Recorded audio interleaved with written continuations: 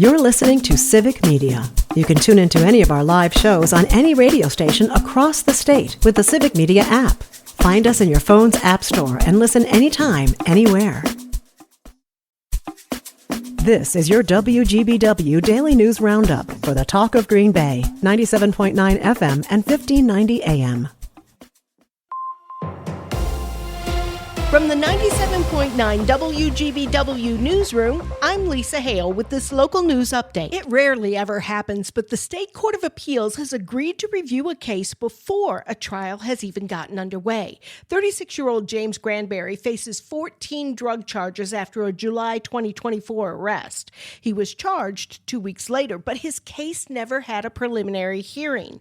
Those are the hearings where a prosecutor shows that charges have merit, and they're supposed to happen quickly after you're charged.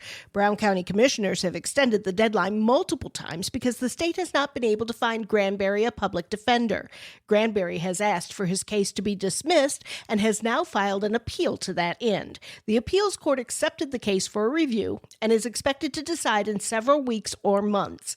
In the meantime, Granberry is still being held in the Brown County Jail on a $1 million bond. The Wisconsin Department of Health Services is urging families to get their children up to date on vaccinations ahead of the school year. According to data from the previous school year, only about 86% of students in the state met the minimum vaccination requirements. The agency also recently reported the first confirmed measles cases of the years as kids are set to return to the classroom over the upcoming weeks.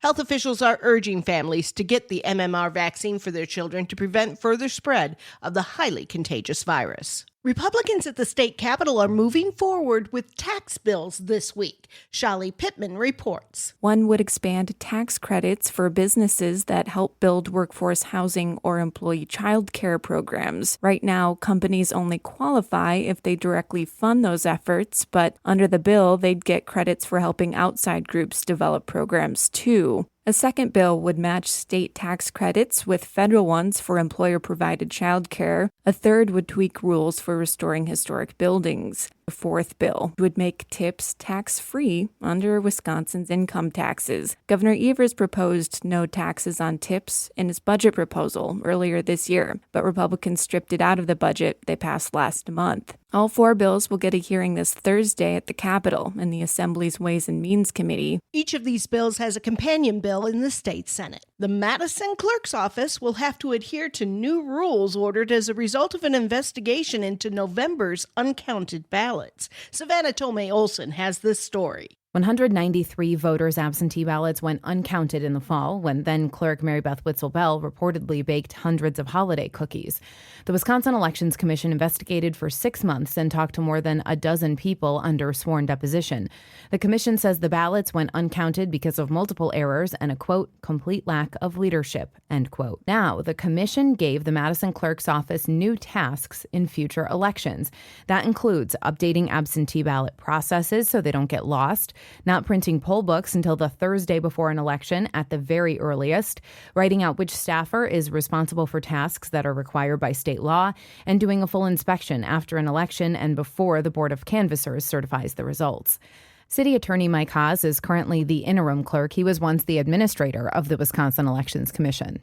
He pushed back against these requirements, saying the city has already implemented changes that worked in the spring, and it's not fair for the Elections Commission to require this from Madison, but no other communities. Commissioner Don Millis. We're not imposing that on every community. We're imposing it on Madison because they're the ones who didn't count the ballots. If at some point the city comes back to us and says, look, we've instituted these procedures and we think that we can confidently make sure that all ballots are counted, I'd be more than happy to say, okay, we'll lift the order. The commission voted 5-1 to adopt the new recommendations, which will take effect in the next election. For Civic Media News, I'm Savannah Tomei-Olson. For the first time in 2 years, a national concert tour is coming to the Oshkosh Arena. Due to bankruptcy proceedings and other issues, VenueWorks Oshkosh took over management of the facility in November of 2024. And now, not one, but 2 concerts have been announced for the arena this fall. Broadway's Rock of Ages band will come to the arena on October 18th. Then on November 8th, Kansas and Blue Oyster Cult will perform at the arena. There's a lot of people that love those 2 bands, so That's Maria Turner, Marketing and Sales Director for VenueWorks Oshkosh. She said VenueWorks is doing everything it can to showcase not only the Wisconsin herd, but also a variety of entertainment. I mean, we're an entertainment center, right? We want to be able to reach out to a wide array of people and bring things to the city of Oshkosh that people are typically used to having to travel. Tickets are on sale now for Broadway's Rock of Ages and will go on sale 10 o'clock Friday for Kansas and Blue Oyster Cult. Turner said a third concert is scheduled for the arena on December 4th with an announcement planned in the next month. News at the top and bottom of the hour all day and on demand anytime at WGBW.FM. I'm Lisa Hale for 97.9 WGBW News. A night game at Wrigley. Hi, I'm Mike Clemens with sports. Baseball, Game 4 of the Brewers and Cubs 5-game series. Tonight at Wrigley Field, the Crew dropping a pair of losses to the Cubs yesterday in their makeup doubleheader, 6-4, then losing the nightcap 4-1. Brewers shortstop Joey Ortiz had to leave the game after an RBI single in the 7th, a ball hitting him in the right knee off a foul tip while he was at bat. Manager Pat Murphy. Joey had an x-ray that's negative. It's off his knee. He's got a contusion, bone bruise.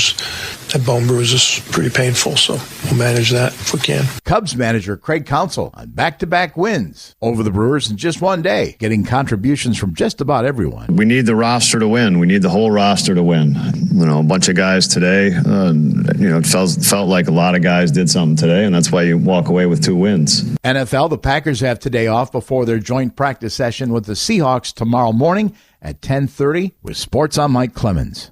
On your entertainment beat, I'm Pete Schwaba. Well, if you're a fan of sex tapes, this is your lucky day. A&E is about to premiere The Secrets of Celebrity Sex Tapes. Not sure what the secrets would be since it's a sex tape, but A&E has got the scoop. I only hope Bill Curtis is narrating. The series will feature such reluctant public fornicators as Pamela and Tommy Lee, which would have been better if they didn't speak. Colin Farrell, again, you're an actor. Hire a writer. Farrah Abraham, whoever that is, and of course Kim Kardashian, whose performance on said tape is the closest thing she has to actual talent. Let's be honest, the only thing that would have made the Kardashian sex tape better would have been a PG rating. Sources say A&E is still trying to get tabs on the alleged Seth Rogen, Marjorie Taylor Greene sex tape, which allegedly happened after a nutty night out on the town. Just to be forthcoming, and as a guy with tons of sex tapes floating around there, I'm just glad I'm not a celebrity right now. The Secrets of Celebrity Sex Tapes drops September 8th on the network that was created to celebrate arts and entertainment. The series finale for And Just Like That was pretty much panned by critics and audiences. Sarah Jessica Parker says she doesn't really care about the reaction, especially from people who hate watch the show. Parker says the show has brought a lot of people together over the years and connected with its audience by telling great stories. And Just Like That was an extension of Sex and the City and ended with Parker's character, Carrie Bradshaw, being at peace with being single. The Duffer Brothers had a good run at Netflix, but that's about to end. Bros Matt and Ross created Stranger Things, which ran for 5 seasons. The 5th and final season will have a staggered release starting November 26th and concluding December 31st, just like their time at Netflix, which technically ends in April of 2026. The brothers Duffer have just signed a 4-year deal with the very busy Paramount Plus network and are looking to make very big theatrical productions. A bit vague, but expect big things. Are You My First, a show about people looking to lose their virginity with an audience, premiered August 18th. The show is already talking about a second season. Are You My First is the brainchild of Love Island producers and follows 24 to 34-year-olds who are looking to have sex for the first time. For whatever reason, it hasn't happened yet, but for them, a TV show seems like the perfect platform. The show says it won't be afraid to show a real first-time experience and won't shy away from the nitty-gritty details. So that means we can expect to hear lines like, "Ow, your knee is on my hair. Are you sure this is your first time?" And probably a lot of apologizing. One contestant told a beautiful fellow virgin his celebrity crush is William Howard Taft. Professing love for a deceased U.S. president who tipped the scales at $3.50 bills is probably not going to close the deal, and probably explains why he's still a virgin. For more showbiz fun, tune into Nightlight with me, Pete Schwaba, weeknights from 6 to 8 p.m. on the Civic Media Radio Network. We might catch a sprinkle or two at some point today, otherwise partly cloudy with a high of 76 this afternoon. Wind will be northeast at 5 to 15. Clear tonight, 59. Tomorrow, sunny, 78 on Friday.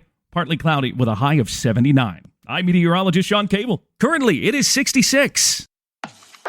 That's your WGBW Daily News Roundup from Civic Media. Subscribe to this podcast on Spotify, Apple, or wherever you find your podcasts. Find more news at WGBW.FM. The national news cycle never stops, but it can be hard to find news about your local community. Civic Media is dedicated to providing quality local and state news coverage across Wisconsin. With the Civic Media app, you can get notifications about local stories that matter to you and your community. Find the free Civic Media app in your phone's app store and choose notifications from the menu to tell us what kind of news you want to hear about.